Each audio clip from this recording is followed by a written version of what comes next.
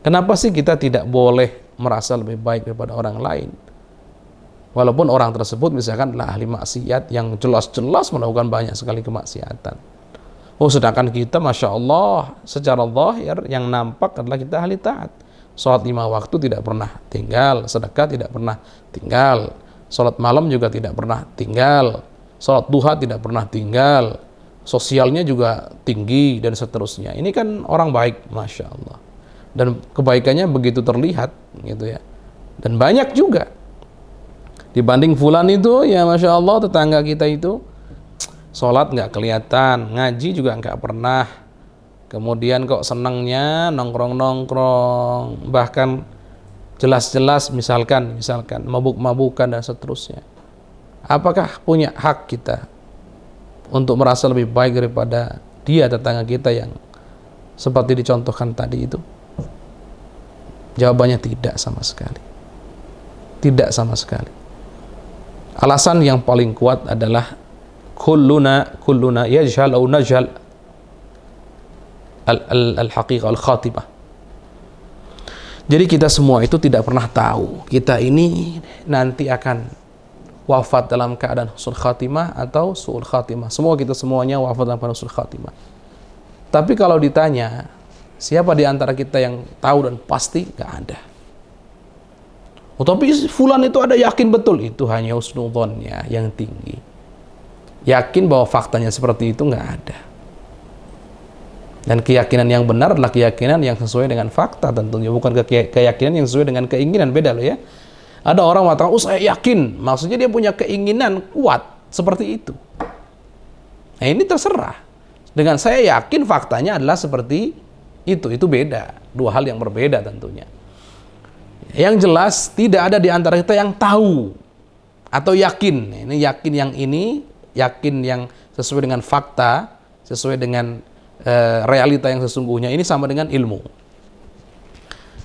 Tahu gitu ya, sama dengan tahu. Tahu nggak kamu itu bahwa kamu akan wafat dalam keadaan husnul khatimah? Jawabannya nggak ada yang tahu, titik sudah.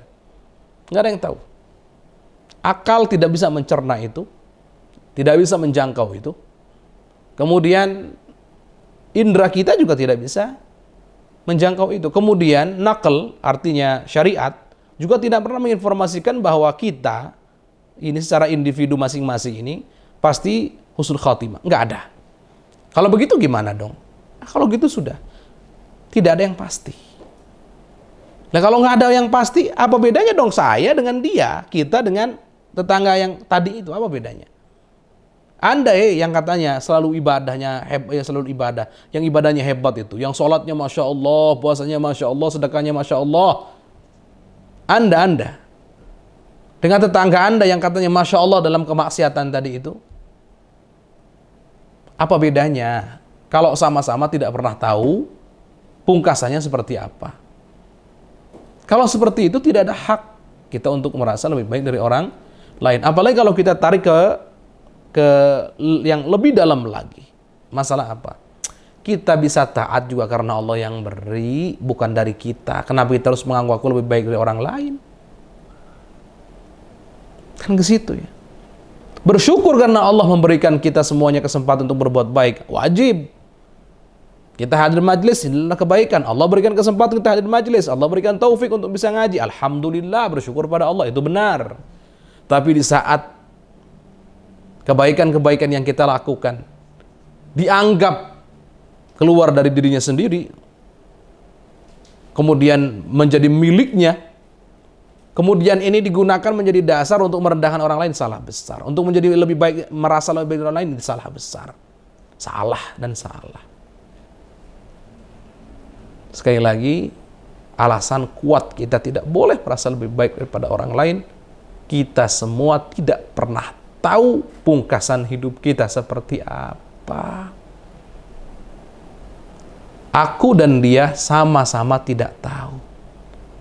Oleh karenanya, apa alasannya kita untuk bisa sombong? Kalaupun tahu, masih juga belum bisa sombong. Kenapa? Hakikatnya, yang memberikan ketaatan kepada kita adalah Allah Subhanahu wa ta'ala. Artinya bukan dari diri kita loh. Artinya kalau bukan dari diri kita, bukan bagian dari kita, kalau gitu bukan milik kita dong. Iya, kalau bukan milik kita, kenapa kita harus sombongkan? Kan aneh.